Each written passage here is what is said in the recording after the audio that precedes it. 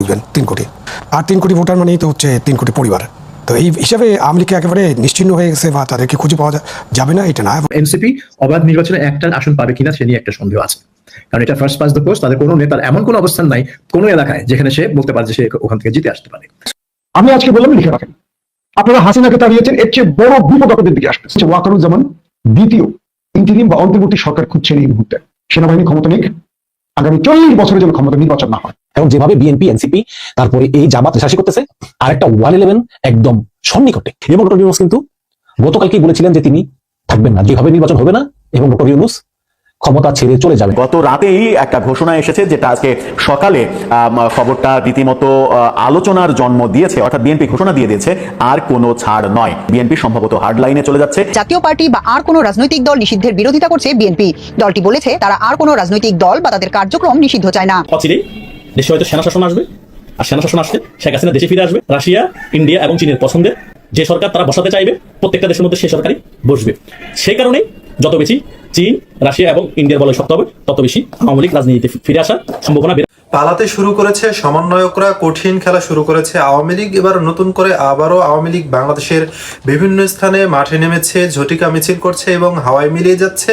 এদিকে ভারত থেকে নতুন করে বাংলাদেশে ঢোকার জন্য শেখ হাসিনা যে চক্রান্ত শুরু করেছে, আপনারা শুনলে অবাক হয়ে যাবেন। থাকবে সে বিষয়ে বিস্তারিত, আরো থাকবে এবার নতুন করে যে বিপদে পড়তে যাচ্ছে সমন্বয়করা। বিএনপি এদিকে নতুন যে সিদ্ধান্ত নিয়েছে, জানাবে সে বিষয়ে বিস্তারিত, আরো থাকছে আজকে দিনের সবশেষ কিছু গুরুত্বপূর্ণ আপডেট নিউজ। বিস্তারিত দেখে আসবো। তার আগে ছোট করে একটি অনুরোধ, আপনারা যদি এ ধরনের আপডেট নিউজগুলো সবার আগে পেতে চান, অবশ্যই চ্যানেলটি সাবস্ক্রাইব করে বেল আইকনটি অল করে দিবেন।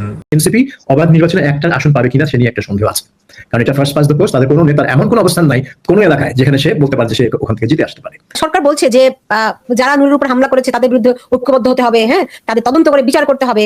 আবার সেনাবাহিনী বলছে যে মব সহ্য করা হবে না। তার মানে দাঁড়াচ্ছে যে সরকার আসলে সেনাবাহিনীকে গুরুত্ব দিচ্ছে না। তাহলে যদি গুরুত্ব না দিয়ে থাকে, এই সরকারের শক্তিটা কোথায়? এই সরকারের শক্তি তো হচ্ছে যে এই সরকার ছাড়া কিছু নাই দেশে।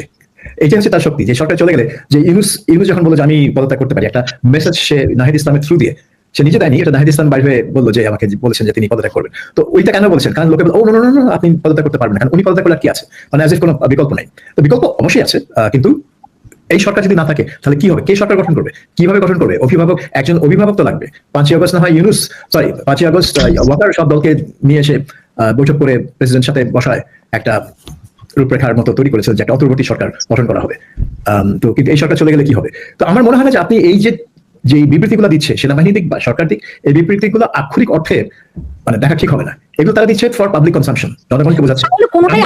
সেনাবাহিনী যখন বলে যে মব সহ্য করা হবে না, এটাও তাহলে আসলে আক্ষরিক অর্থে দেখার তো কিছু নাই। বারবার এটাই কারণ হচ্ছে যে সেনাবাহিনী রাজপথে আছে। তাহলে এই সেনাবাহিনী আমরা কি করব? সেনাবাহিনী কিনা অনেকে মব করছে না, অনেকে ঠাট্টা করছে যে তারা কিছু করতে পারে না, তারা ঘুরে বেড়াচ্ছে, এই হচ্ছে সেই হচ্ছে, এখানে মব তৈরি করে এটা করা হচ্ছে সেটা করা হচ্ছে। তো সেটার জন্য সেনাবাহিনী একটা করে স্টেটমেন্ট যে আমরা কিন্তু আর টলারেট করবো না। এখন যখনই একটা অ্যাকশন নিয়েছে তখনই সেটা হয়ে গেছে একটা পীড়াদায়ক ব্যাপার যে কেন অ্যাকশনে গেল। তখন সেনাবাহিনী হয়তো বলতে পারে যে ভাই তাহলে আমাকে মাফ করে দেন, আমি বেড়াকে ফিরে যাই, আমার এই আর টহল দেওয়ার দরকার নেই, ম্যাজিস্ট্রেসি করার দরকার নেই, আপনারাই যা করেন। তো এখন আমি জানি না, সেনাবাহিনীর ভিতরে নিশ্চয়ই অনেক লোক আছে জওয়ান এবং অফিসার যারা এই ডিউটি একদমই পছন্দ করে না। আবার অনেকে আছে হয়তো মনে করে যে ডিউটি তাদের করতেই হবে, কারণ না করলে তো দেশ রসাতলে যাবে। দেশ এমনিতেই রসাতলে, কিন্তু তারপরে আরো ভিজিবলি রসাতলে যাবে। তো এটা আমি এটা এমন ভাবে দেখছি না যে সরকার এবং সেনাবাহিনী এখানে মুখোমুখি অবস্থানে চলে যাচ্ছে। কারণ এটা যদি হয় তাহলে তো একটা এসপার ওসপার হয়ে যেতে হবে, কিন্তু সেটা তো একটা খুবই ক্রিটিক্যাল বিষয়। আমি মনে করি যে এগুলো সব স্টেটমেন্টই ফর পাবলিক কনসাম্পশন, লোকদেরকে বোঝানো যে আমরা কন্ট্রোলে আছি, চিন্তা নাই, আমরা নিয়ন্ত্রণে আছি। কিন্তু তারপরে এই দলগুলোকে দেখে কি আলোচনা হচ্ছে আমরা কিন্তু জানবো না। ওখানে হয়তো শুধু ডিজিএফআই রেকর্ড করবে, তারপর এটা হয়তো 3 বছর পর কোনো সময় ছেড়ে দিবে কোথাও, কোনো অনলাইনে পাবেন আপনারা। সো আমার মনে হয় যে এটা এই মানে নির্বাচনটা অবাধ হতে যে একটা আশা করা হচ্ছিল যে একটা অবাধ সুষ্ঠু নির্বাচন হবে, সেটা সম্ভাবনা একদমই ধূলিসাৎ হয়ে যাচ্ছে। এবং জাতীয় পার্টিকে বিদায় দিয়ে এটাকে একটা আসন বন্টনের প্রক্রিয়া হিসেবে দেখা হবে। বিএনপি, এনসিপি, জামাত, তোমরা তাদের মধ্যে একটা আসন বন্টন, কারণ এনসিপি অবাধ নির্বাচনে একটা আসন পাবে কিনা সে নিয়ে একটা সন্দেহ আছে, কারণ এটা ফার্স্ট পাস দ্য পোস্ট। তাদের কোনো নেতার এমন কোনো অবস্থান নাই কোনো এলাকায় যেখানে সে বলতে পারে যে সে ওখান থেকে জিতে আসতে পারে। সেই জন্য তারা পিআর পদ্ধতির ধোয়াটা তুললো, কিন্তু সেখানেও তারা হালে পানি পাচ্ছে না। জামাত হয়তো ওই 10-12টাতেই থাকবে। কাজেই তাদের জন্য এখন একটা আসন বন্টনের নির্বাচন দরকার, যেখানে বিএনপি সরকার গঠন করলো, কিন্তু এই দুই দল সাবস্টান্সিয়াল সিট তাদেরকে বরাদ্দ করা হলো। কিন্তু সেটা করতে গেলে এই আওয়ামী লীগ, জাতীয় পার্টি যারা একটু এই ধরনের পার্টিকে নির্বাচন থেকে দূরে রাখতেই হবে।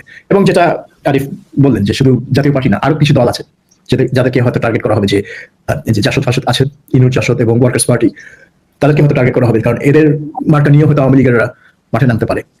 আগে এরা নৌকা মার্কা নিয়ে ইলেকশন করতে, এখন এদের মার্কা নিয়ে আওয়ামী লীগের তারা তো সর্বব্যাপী শুধু আওয়ামী লীগকেই দেখে। এটা এই প্রশ্নটা আমি করবো, এটা আমার কাছে খুব ইন্টারেস্টিং। আওয়ামী লীগের রাজনীতিটা আমার কাছে খুব ইন্টারেস্টিং লাগছে, একটা জিনিস আমি বলবো, কিন্তু তার আগে আরিফ জেপ্তিক, দেখুন এখানে একজন একটা মন্তব্য করেছেন যে ইলিয়াস হোসেন তিনি নাকি সামাজিক যোগাযোগ মাধ্যমে বলেছেন তিনি নূরকে হামলা করতে বলেছেন, হ্যাঁ তাই তাকে হামলা করেছে। বিষয়টি কি, সেনাবাহিনী কি তার কথাই চলে নাকি?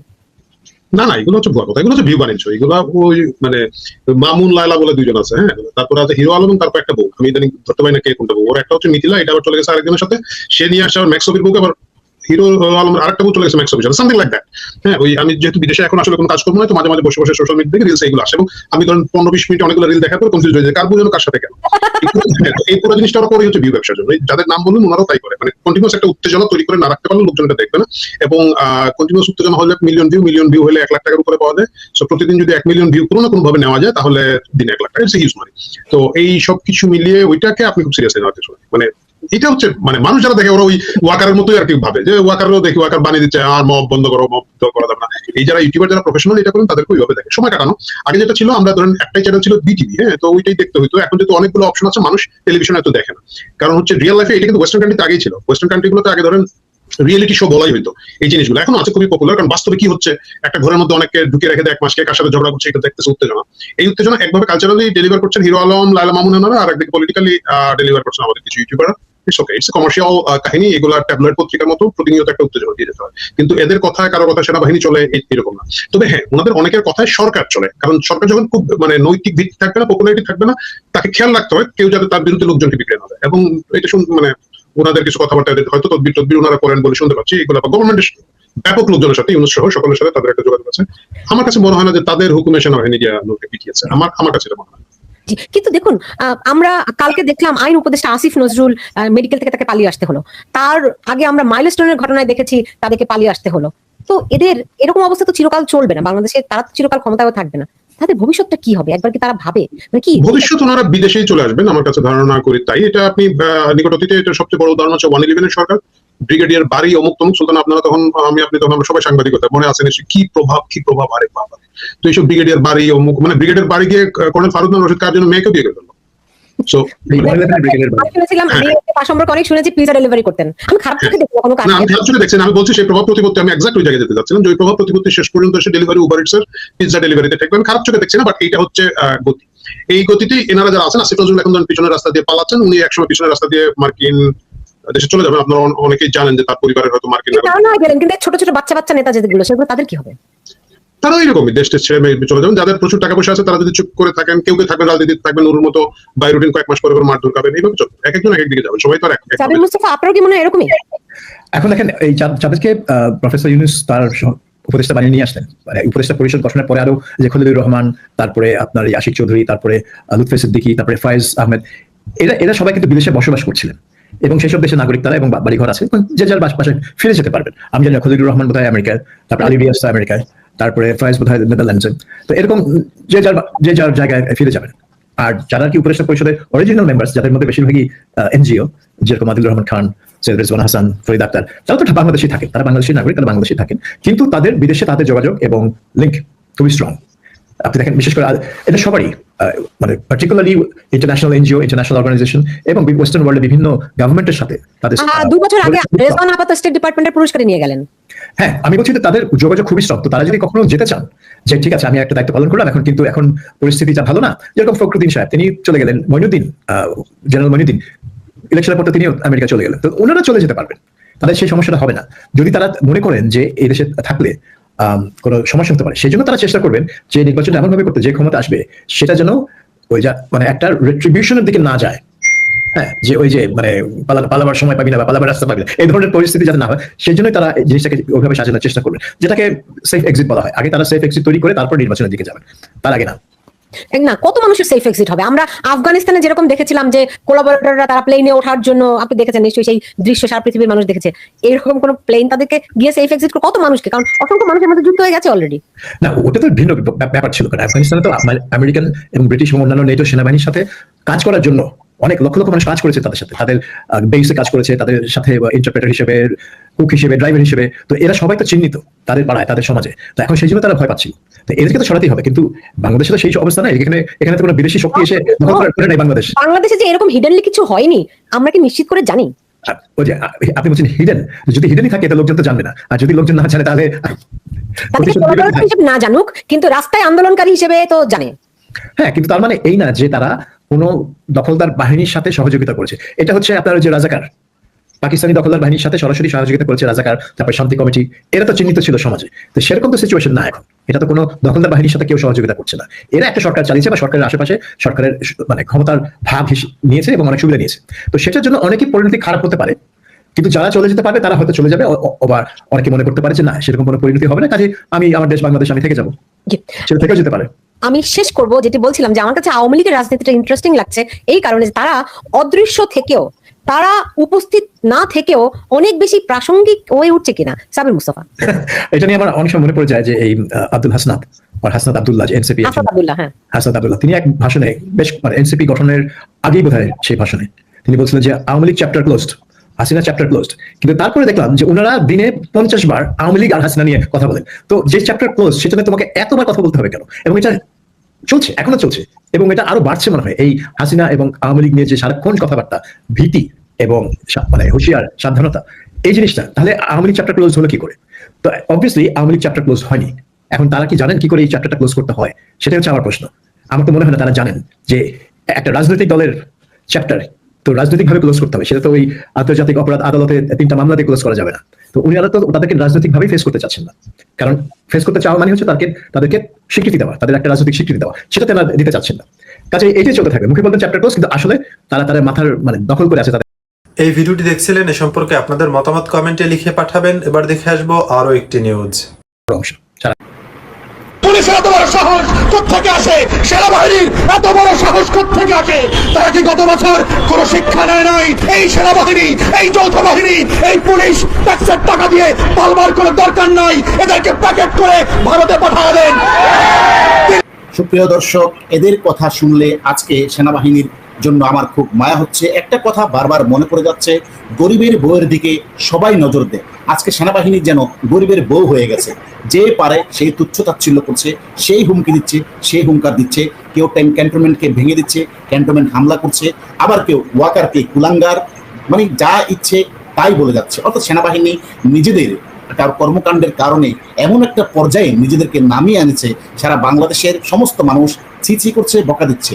এই যে জঙ্গিরা, ফুয়াদের মতো জঙ্গিরাও তাদেরকে হুমকি দিচ্ছে, এবং আওয়ামী লীগের লোকজন তাদেরকে ছি করছে, নিষ্পেষিত, অপমানিত, নির্যাতিত, লাঞ্ছিত হয়ে। যেহেতু সেনাবাহিনী দেশের নাগরিকের নিরাপত্তা নিশ্চিত করার কথা দিয়ে ব্যর্থ হয়েছে বা করে নাই, বা মেটিকুলাস ডিজাইন করে তারা এগুলো করাচ্ছে, নানান মন্তব্য দিচ্ছে সেনাবাহিনীর বিরুদ্ধে। আজকে সেনাবাহিনীর অবস্থান নিজেদের এমন একটা পর্যায়ে নিয়ে গেছে, টোকাই, রাস্তার টোকাই থেকে শুরু করে সবাই সেনাবাহিনীকে এমন কটাক্ষ করছে, এমন দুর্ব্যবহার করছে।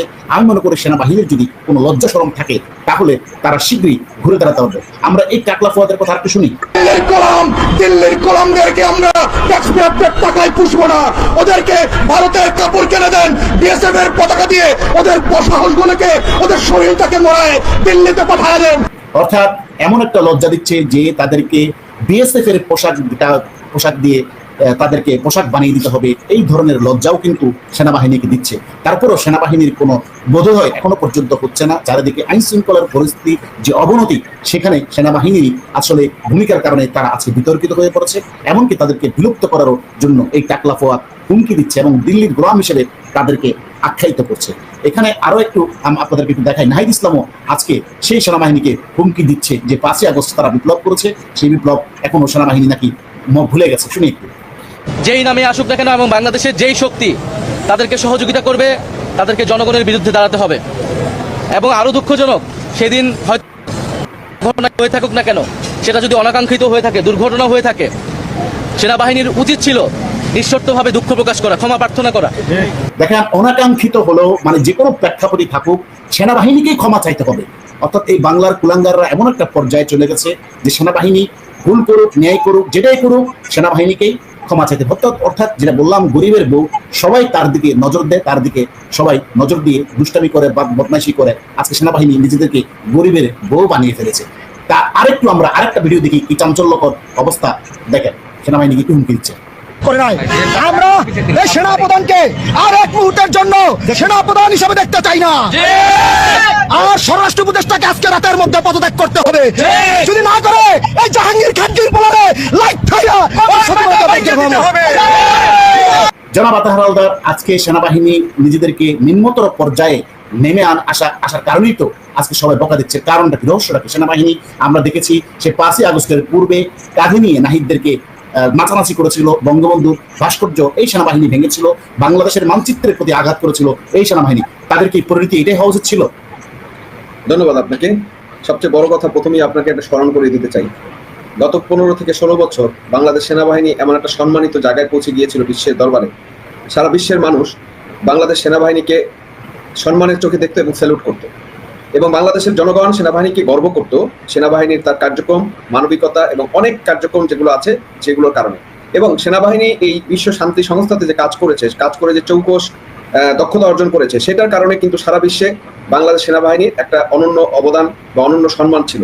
আজকে এই জঙ্গিদের ফান্দে পড়ে, এই জঙ্গিদের গেরাগলে পড়ে সেনাবাহিনীর যে দুরবস্থা দাঁড়িয়েছে, আপনি আজকে বলেছেন সবাই। আমি আপনার সাথে একটু দ্বিমত পোষণ করবো, সেটা হলো গেরাগলে পড়ে নয়, সেনাবাহিনী পরিকল্পিতভাবে অত্যন্ত লোভ করে, অর্থাৎ মিশনের লোভ করে পরিকল্পিতভাবে মেটিকুলাস ডিজাইনের অংশ হয়ে এই বাংলাদেশকে এরা সর্বনাশ করেছে এই জঙ্গিদের সাথে মিলেমিশে। বলুন। হ্যাঁ, এটা আপনার সাথে আমি আংশিকভাবে আপনার সাথে সহমত। কারণ হচ্ছে সেনাবাহিনীর কিছু লোক, অবশ্যই খারাপ লোক থাকে, তাদের মধ্যে এই ধরনের লোভ লালসা অনেক বেশি থাকতে পারে, কিন্তু আমি সার্বিকভাবে সবাইকে এটা আসলে বলতে চাই নাই তখন। কিন্তু এখন যে পরিস্থিতিতে আসছে, সেই পরিস্থিতিতে কিন্তু যে জায়গাটা এসে দাঁড়িয়েছে, যে সেনাবাহিনীর যে নৈতিক জায়গাটা, সেই নৈতিক জায়গাটাই কিন্তু তারা পতন ঘটিয়ে ফেলেছে। যাদের কাজ হচ্ছে সংবিধান রক্ষা করা, সার্বভৌমত্ব রক্ষা করা। সার্বভৌমত্ব রক্ষা করা মানে হচ্ছে সীমানা, শুধু সীমানা রক্ষা করা না, ইঞ্চি ইঞ্চি জমি রক্ষা করা না। ইঞ্চি ইঞ্চি জমি হচ্ছে ভৌগোলিক যে সার্বভৌমত্ব, কিন্তু আভ্যন্তরীণ যে সার্বভৌমত্ব, সেটা রক্ষার দায়িত্বও কিন্তু সেনাবাহিনীর অনেক ক্ষেত্রে বহুল অংশে থাকে। এবং তারা যখন এমন একটা পরিস্থিতিতে ম্যাজিস্ট্রেসি পাওয়ার থাকে, এবং সেনাপ্রধান যখন 5ই আগস্টে ঘোষণা করে যে আপনাদের দায়িত্ব আমি নিলাম, তখন দায়িত্বটা কিন্তু আরো বেশি বেড়ে যায় জনগণের প্রতি দায়িত্ব থেকে। সেক্ষেত্রে আপনার কাছে একটা প্রশ্ন, সেটা হলো এই সেনাবাহিনীকে হুঙ্কার, হুমকি, অকথ্য ভাষায় গালিগালাজ, এটা কি সেনাবাহিনীর নেতৃত্বের দুর্বলতা, নাকি সেনাবাহিনী এদের সাথে মেটিকুলাস ডিজাইনের অংশ ছিল বলে কোনো ব্যবস্থা গ্রহণ করতে পারছে না? সেনাবাহিনী একটা বিবৃতি দিয়েছে, সেই বিবৃতিতে সেনাবাহিনী বলেছে সেনাবাহিনীকে কেউ কটাক্ষ করলে সেটা সার্বভৌমত্বের প্রতি আঘাত হবে, সুতরাং আমরা দেশের সার্বভৌমত্বের প্রতি আঘাত আসে এমন টলারেট আমরা আর করবো না। তাহলে আপনি কি বলবেন, এটা কি মেটিকুলাস ডিজাইনের অংশে তাদের বিপদগামী হয়েছিল কিছু সদস্য, এরা ধরা পড়ে যাবে এই জন্য কিছু বলছে না, নাকি তাদের নেতৃত্বের দুর্বলতা, নাকি অভ্যন্তরীণ কোন দল সেনাবাহিনীর ভিতরে, কোনটা? হ্যাঁ, বিপদগামী আমি আপনাকে বলেছি, একটু আগে বলেছি যে এটা সার্বিকভাবে সবাইকে দোষারোপ করা যাবে না, কিন্তু কিছু লোক যেমন আছে, এই যে এস.এম. কামরুল, ফাইজুর রহমান, এরকম কিছু লোক যারা আপনারা জানেন সেনা ক্যান্টনমেন্টের অভ্যন্তরে বঙ্গবন্ধুর মূর্তিটাকে সে 5ই আগস্ট থেকে ডিস্ট্রয় করেছে, যাদের ইন্ধনে, যেসব অফিসারদের ইন্ধনে। এবং আপনি জানেন এই গোলাম আজমের পুত্র আজমির অনুসারী কিছু সেনা অফিসার রয়েছে, তাদের যে চক্রান্ত এবং তাদের ওই সময় যে উদ্ধতপূর্ণ আচরণ বা অবস্থান, সেই অবস্থানের কারণে সেনাবাহিনী তার অবস্থান এবং ঐতিহ্যকে ধরে রাখার জন্য সেনাপ্রধান আসলে টেকনিক্যালি অনেক বিষয় সমঝোতা বা অনেক কিছু এড়িয়ে যাওয়ার চেষ্টা করেছে দেশের বৃহত্তর স্বার্থে এবং সেনাবাহিনীর বৃহত্তর স্বার্থে। আপনি যেটা বলেছেন অন কাইন্ড অফ, সেটা বলতে পারেন এই জঙ্গিদের সাথে কিছু জায়গায় কম্প্রোমাইজের জায়গায় বা ধৈর্য ধারণ করে সেটাকে ট্যাকেল করতে হয়েছে। কিন্তু আমি যদি সেটা প্রাথমিকভাবে বলি, তার পরবর্তীতে 3 থেকে 4 মাসের মধ্যে সেনাবাহিনী সেই জায়গাগুলোকে স্থাবর করে বাংলাদেশের জনগণের পক্ষে যেহেতু সে দাঁড়িয়েছে বা দায়িত্ব নিয়েছে, সেক্ষেত্রে তার মব জাস্টিস এবং জননিরাপত্তার ক্ষেত্রে তার যথেষ্ট অবদান রাখার কথা ছিল।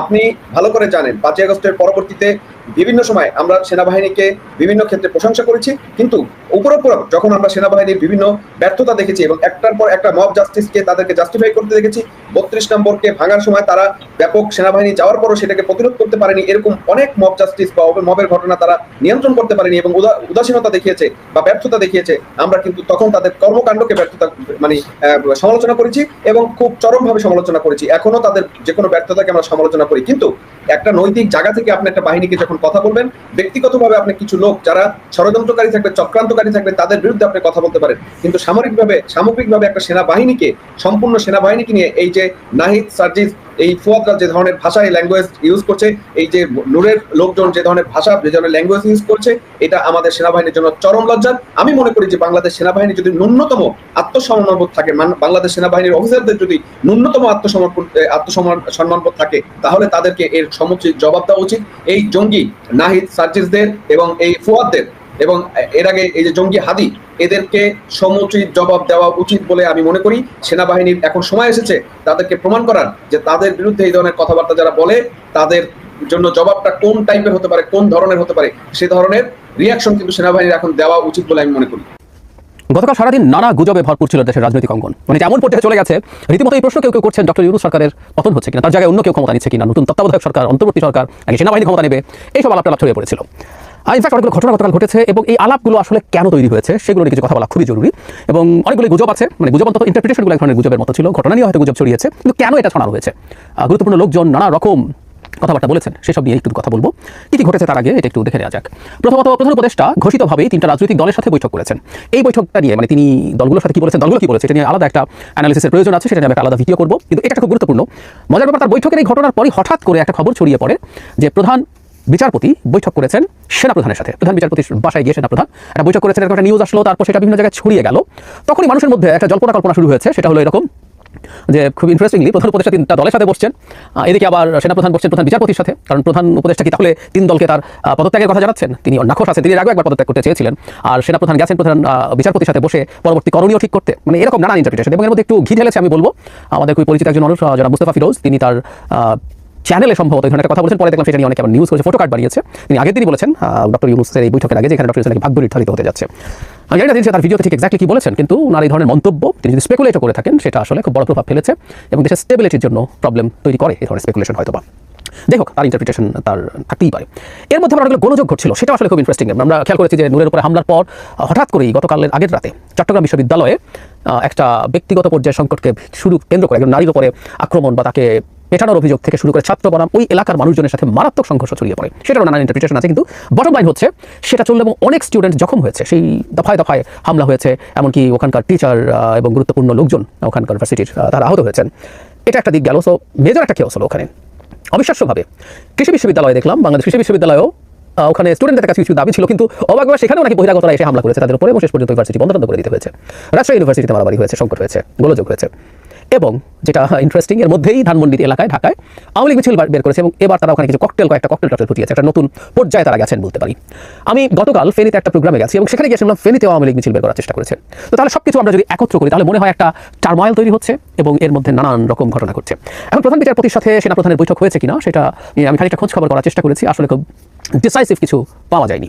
একবার খুবই জেনুইন জায়গা থেকে মনে হয়েছে যে না, এই বৈঠকটা হয়নি, আবার বৈঠকটা হয়েছে, এই ধরনের তথ্য আসলে সামনে এসেছে, সামনে আছে।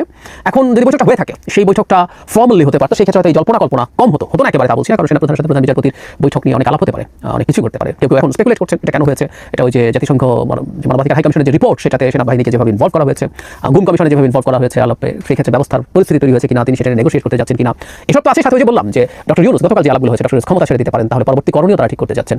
যাই হোক, আমি ব্যক্তিগতভাবে মনে করি এই বৈঠকটা হয়েছে কিনা সেটা নিয়ে বিবৃতি আসা দরকার, কারণ তারা দুজন ঠিক ব্যক্তিগত আলাপচারিতার জন্য বসেছেন। দেখতে পেলেন বিস্তারিত। এ সম্পর্কে আপনাদের মতামত কমেন্টে লিখে পাঠাতে ভুলবেন না। ভিডিও ভালো লাগলে চ্যানেলটি সাবস্ক্রাইব করে রাখতে পারেন। এবারের মতো এখানেই বিদায় নিচ্ছি, শীঘ্রই দেখা হবে নতুন কোনো ভিডিও নিয়ে। ততক্ষণ সকলে ভালো থাকুন, সুস্থ থাকুন। আসসালামু আলাইকুম রহমতুল্লাহি ওয়া বারাকাতুহু।